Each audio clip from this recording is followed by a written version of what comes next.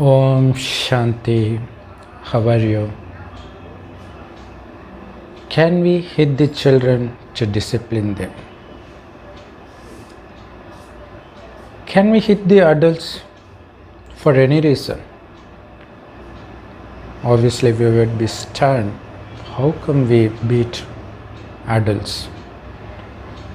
But no child will ever commit as many mistakes as adults do. Then why should we hit children? So the question, can we beat the children, is equivalent to asking the question, can we give the book with erotic images to children? So why should we not hand the children erotic stuff? Because their mind gets corrupted if we do so. Actually, they do not know what it is. Then how would it be corrupted? Somehow, internally, intuitively, we know that it would corrupt them. Yes, that's because kids are pure, no doubt about it, when compared to adults. But still they are not 100% pure because they have carried with them the traits from their past births. So they have the lust, anger, attachment, ego, and everything, all those negative things within them in a hidden state or inactive state. They just need an external trigger to activate them. So the moment they are exposed to some erotic stuff, it will get activated. So the greater are the chances that this child will be corrupt at a much earlier age. Likewise, if you hit your child, it has anger within him or her from their past birth. When you start hitting them verbally or literally, so it activates the anger within them, which is why we are seeing many YouTube videos where kids are very furious over their parents and teachers. Some kids even email the president or prime minister of the nation they are in, complaining about their parents or teachers abusing them verbally. Now comes the question, if you don't hit them or even scold them, is it possible to discipline them? Because they don't seem to listen to ordinary instructions, which is why we beat them. Yes, it is true that they don't listen to you. They are very mischievous compared to the kids of the previous generation. Because as I told, it has carried the trait from their past birth.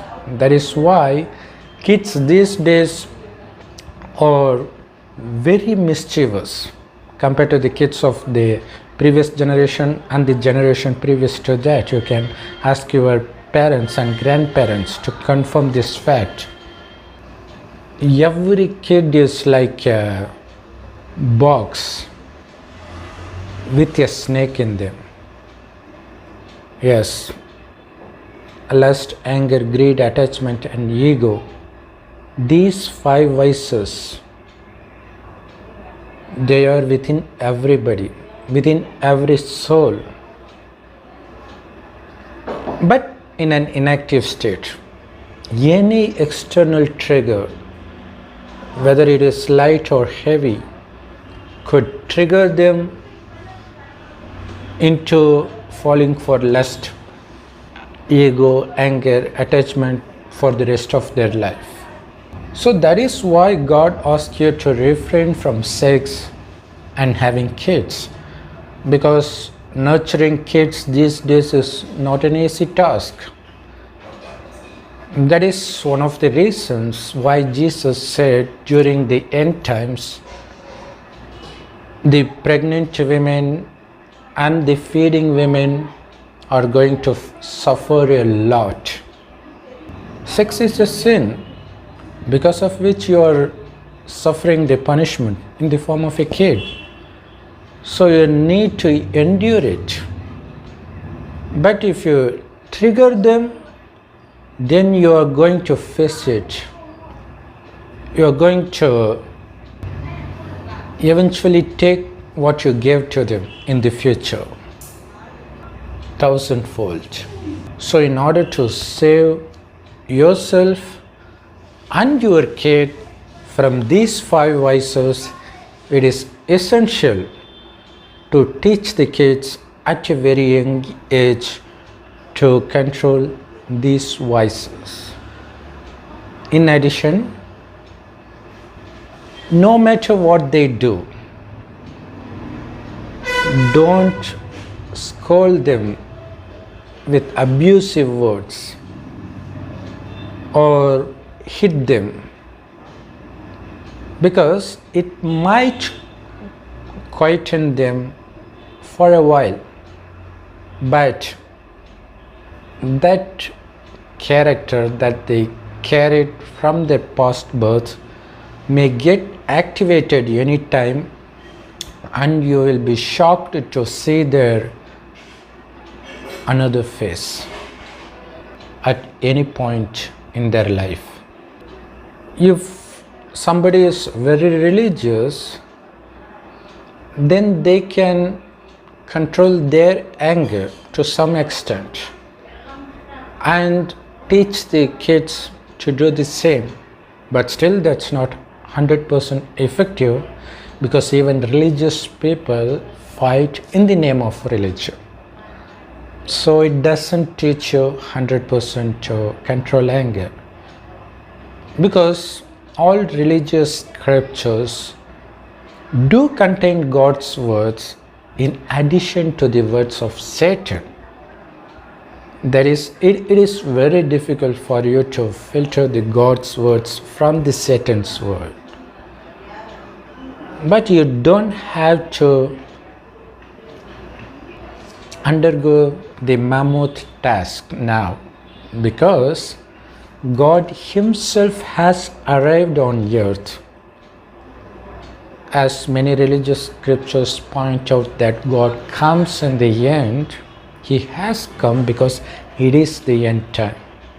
Coronavirus is just a signal for it. So God comes 100 years before the destruction of this old world filled with vices, and teaches His children to get rid of these sins in the form of these 5 vices: lust, anger, greed, attachment, and ego. How do you do that? God says, although you are slaves for these vices now, you were not so in the beginning when I created you in heaven. Yes, this world where we live in was heaven originally in the beginning. That's how God created, and He created us as deities or divine beings filled with divine qualities like peace, purity, blissfulness, and we were ever healthy and ever wealthy. We were living in golden palaces with no doors and windows, because nobody residing in heaven were aware of any negative characters like stealing. So they were as pure as the newborn kids. So they were always happy because they were soul conscious instead of body consciousness as we are now. They considered themselves to be the soul that shines like a tiny star in between the eyebrows. It is the soul that operates this body, that sees through the eyes, that speaks through the mouth.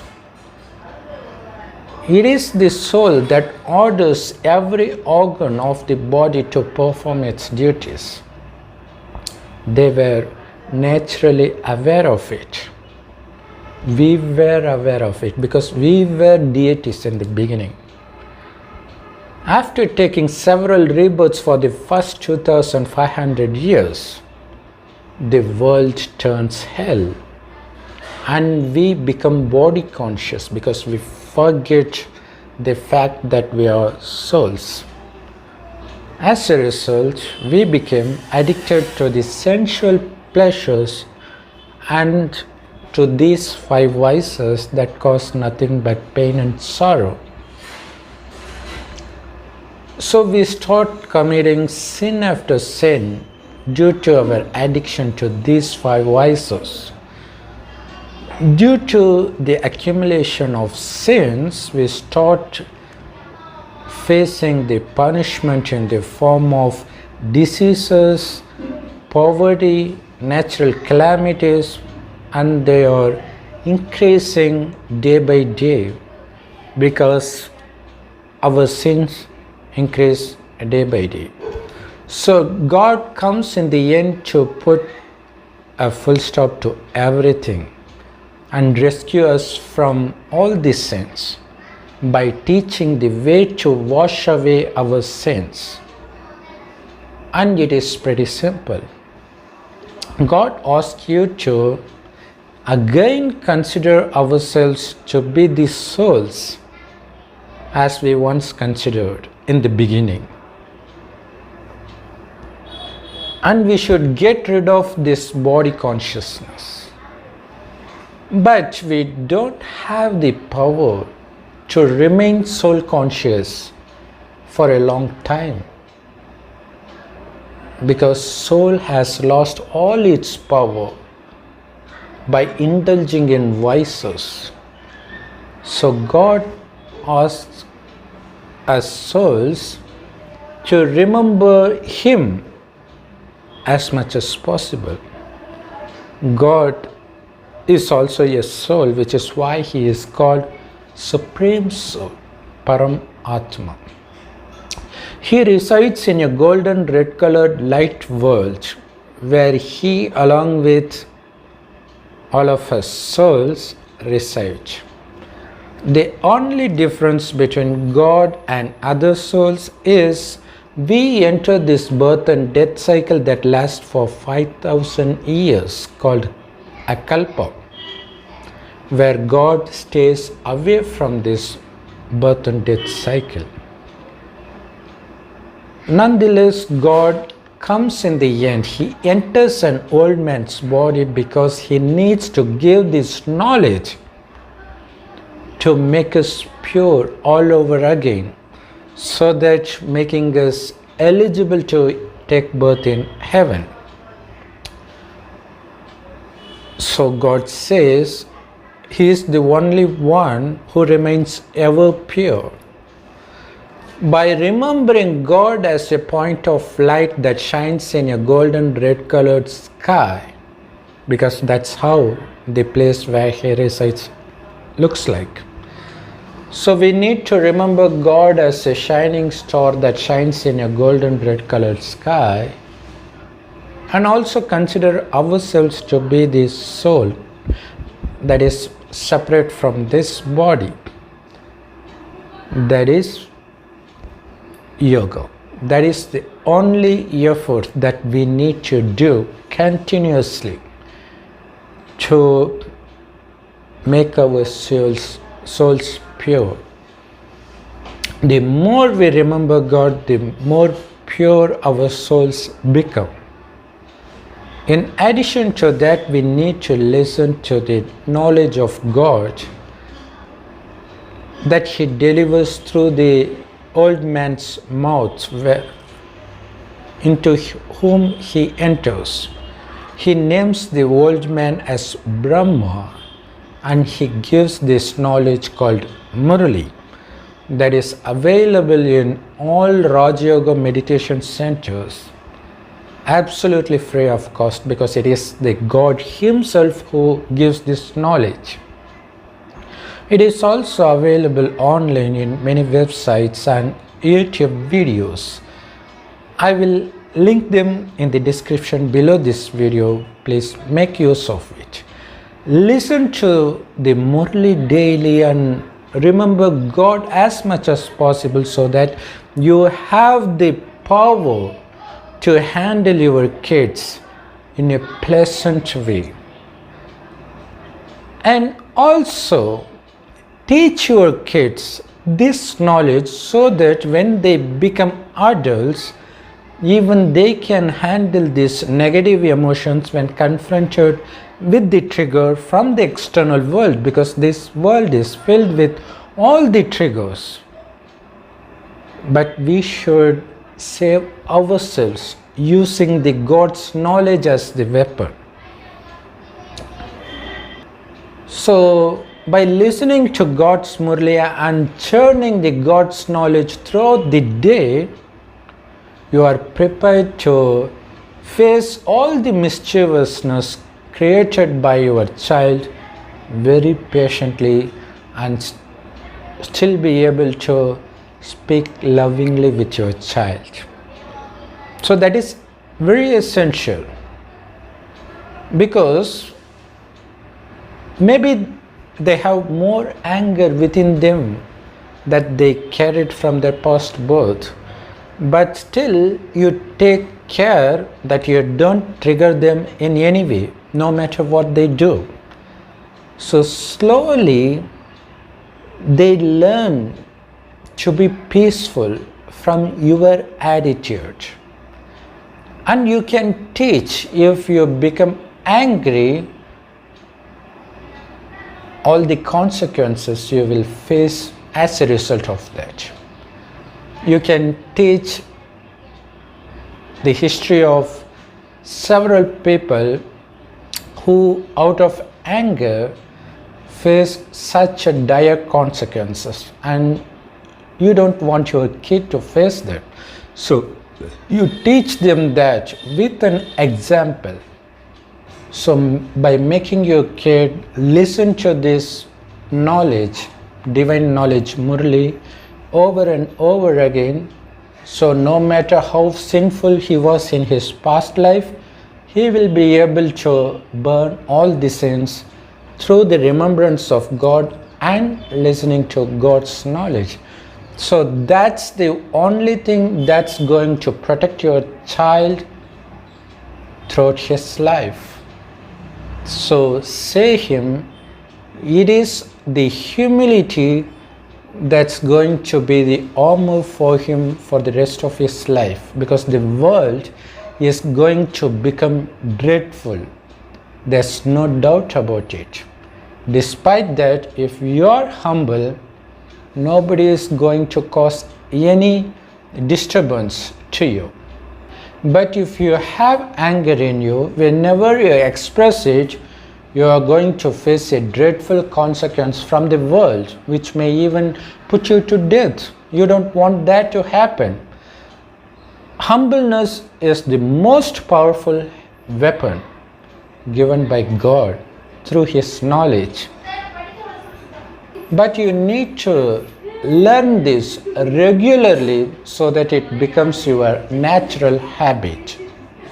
Om Shanti. Thanks for listening this far, and hit on the like button and subscribe if you haven't subscribed, and leave your valuable comments in the comment section, and please share this video to both adults and children. Om Shanti. Thanks again for watching. Some more tips to discipline your child in case they are performing some wrong things is, in some Western countries, it is actually criminal to hit the child. So what they do is they refrain the child from leaving his room or her room for a day or two. So we can use that technique, because nobody wants to stay in your room forever, right? So that will send him the message that he will be facing the same consequence if he is going to perform the same kind of mistake again. And God says, if a child makes some mistakes, don't hit them. Instead, you can delay giving them their food by 1 or 2 hours. So that will signal them that they shouldn't repeat that mistake again. So you can use such things, but you should never hit the child, because once that vice gets triggered, that will become very dreadful to the society and for you, because even now not only male child, even female child start hitting their parents. I'm speaking about the present day teens. So just imagine for yourself what's the future of the kids that are just being born. So they are going to be very dreadly. So if you have given birth to the baby, it is your responsibility to give them a peaceful life by being a role model for them. Om Shanti.